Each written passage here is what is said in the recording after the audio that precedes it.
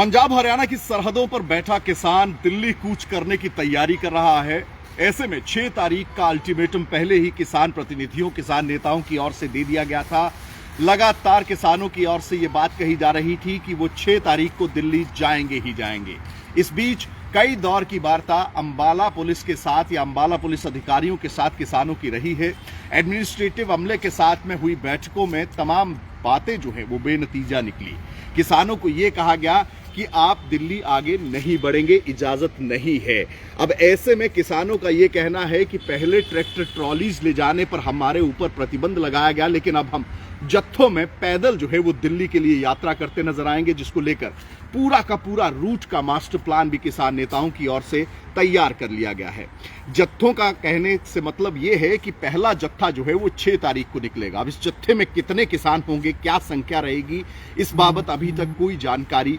नहीं है। लेकिन शंभू बॉर्डर, खनौरी बॉर्डर की अगर बात करें तो हालात जो हैं वो पल दर पल किस तरीके से बदलते हैं, ये पिछली बार जब शंभू बॉर्डर पर किसान पहुंचे थे ट्रैक्टर ट्रॉलियों के साथ, किस तरीके से वहां पर हालात बदले, किस तरीके से लगातार हिंसात्मक प्रदर्शन देखने को मिला, ये जो है वो तमाम परिस्थितियां पल यानी कि सेकंड्स में बदलती हुई नजर आती हैं। अब ऐसी परिस्थिति में हरियाणा के गृह विभाग के सामने एक बड़ी चुनौती ये है कि 9 तारीख को प्रधानमंत्री की जो है पानीपत में एक बड़ी रैली होनी है, जिसमें कि महिलाओं को के लिए LIC स्कीम को लॉन्च प्रधानमंत्री करते हुए नजर आएंगे। अब ऐसे में अगर दिल्ली जो जाने की जिद पर किसान अड़े रहते हैं और शंभू बॉर्डर पर इजाजत ना मिलने की परिस्थिति में किसान अगर आगे बढ़ने का फैसला लेते हैं, तो देखना यह होगा कि किस तरीके की तस्वीर जो है वो शंभू और खनौरी बॉर्डर पर देखने को मिलती है। और ऐसे में प्रशासन के सामने चुनौती ये भी है कि जत्थों में अगर किसान जाते हैं तो ऐसे में क्या प्रधानमंत्री की रैली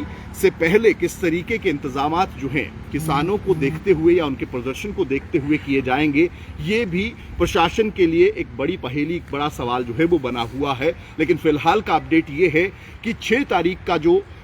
जत्थे या यात्रा या कूच की अगर बात करें, जो किसान कह रहे हैं कि दिल्ली पैदल उनकी ओर से निकला जाएगा, उसको लेकर प्रशासन की ओर से स्पष्ट तौर पर यह कह दिया गया है कि किसी भी तरीके की इजाजत किसानों को दिल्ली जाने के लिए नहीं दी गई है। ऐसे में धारा 144 जो है उसे भी इंपोज करने का काम जो है वो किया गया है। ऐसे में गृह विभाग के लिए सबसे बड़ी चुनौती जो पिछली बार भी देखने को मिला, पिछली बार बड़ी बड़ी कंक्रीट्स की दीवारें जो हैं वो शंभू के उस बॉर्डर पर जो पुल स्थित है वहां पर खड़ी की गई थी, वहां पर पुलिस और किसान आमने सामने होते दिखाई दिए थे। अब ऐसे में क्या एक बार फिर से वही इंटरनेट डिस्टर्बेंस या फिर इंटरनेट को जो है बंद करने का काम किया जाता है, या फिर उसी तरीके से रास्ता जो है उसे बंद किया जाएगा ताकि किसान जो है वो आगे ना बढ़ सकें। और ऐसे में किसान आज एक महत्वपूर्ण पत्रकार वार्ता भी करने वाले हैं, प्रेस कॉन्फ्रेंस करने वाले हैं अपनी रणनीति को लेकर। अब देखना यही होगा कि किसानों की ओर से अगला क्या कदम जो है वो नियत किया जाता है, तय किया जाता है, क्योंकि किसानों का ये कहना है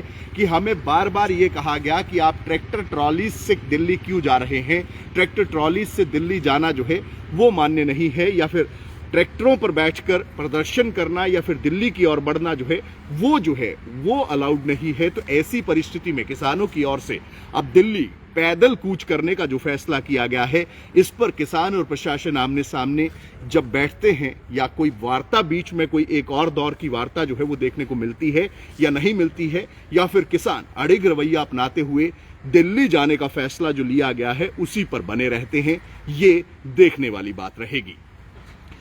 किसानों की ओर से 6 तारीख को जो दिल्ली कूच किया जा रहा है, ऐसे में प्रशासन की ओर से इजाजत ना मिलने के बाद भी किसानों की जो फैसला है, इस पर आपकी राय क्या है कमेंट्स में जरूर बताइएगा। साथ ही साथ इंडिया न्यूज के डिजिटल प्लेटफॉर्म्स को लाइक व सब्सक्राइब जरूर करिए। राम राम।